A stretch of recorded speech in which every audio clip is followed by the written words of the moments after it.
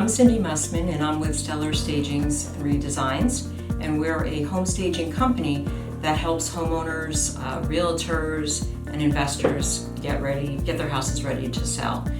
Home staging, it's kind of a strange word. I know that HGTV has done a lot in bringing in, an idea of what that means exactly, but it's like really getting your house ready to sell. And I have to say, the best analogy that I can come up with, because most people will say, my house is fine.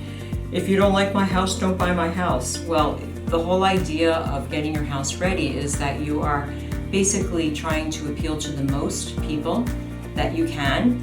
And the whole point of it is, the more people that see it online in the photographs, the more will make an appointment, the more will come, and the higher chance you have of getting an offer.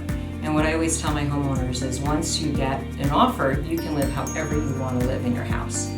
So whenever I get a little bit of pushback, I talk about how, if you were to go buy a pre-owned car at the dealership, and say there was the same make, model, year, miles, color, two of them exactly the same in the lot, and one of those cars was detailed and one of them wasn't, which car do you think you would wind up buying? I think most people would admit that the one that was all cleaned up and looked shiny would be the more attractive one. So it's effectively the same thing I do with houses and what homeowners need to do. If you remember that the average age of a seller is 57 and the average age of a buyer is 31. Now there's a big difference generationally on how they view houses. And when you think about the generation, in their 30s, they're in immediate gratification, they are, want to get things done quickly, and a lot of times they want to see houses that kind of look like the HGTV houses do. So while I understand it can be frustrating, you're really looking at the numbers. It's all about the numbers. So if you look at it from that perspective, it can really help you understand why it's important to get your house ready. So the way the process works is we do a consultation. We call it the walk and talk. And literally we have a clipboard that you hold and you have a pen, because I've discovered that people can read their own writing better than mine. And we literally go room by room. And I'm not here to tell you to spend thousands of dollars to get your house ready. I do those for people who are thinking of selling in 5 years that may want to do some upgrades. But what I do is we start at literally the front of, when you pull up the front lawn, and you take notes, and I will tell you room by room also, take this picture down, move this there. Sometimes when we go through a house, sometimes you'll take a picture from the dining room and put it into the living room. And a lot of times it's about editing. And the whole point of it is, we are not selling your stuff, we are selling the literal space. So it's all about clear pathways. It's all about making sure that if it's a dining room, that it presents as a dining room.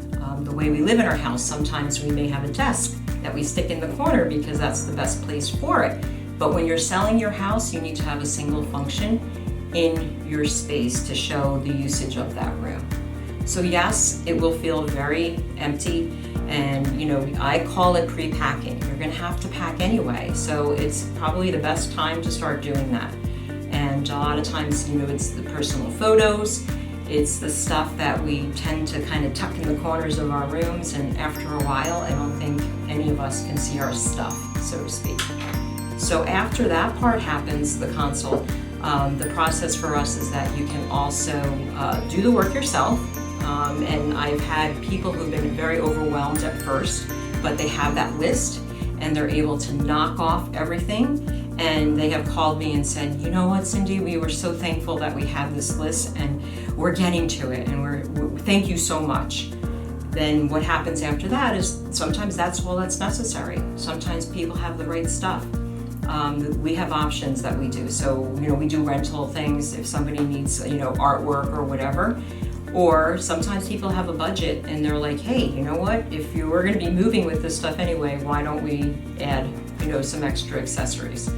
So that's how it works for when it's an occupied house. Now, vacants, if you are moving out of your house and you are leaving it empty, there's a whole bunch of different things that occur with that. First off, the average amount of time that a vacant is on the market is 7 months, which is statistically a very long time. when you stage a house, the average drops down to 2 months.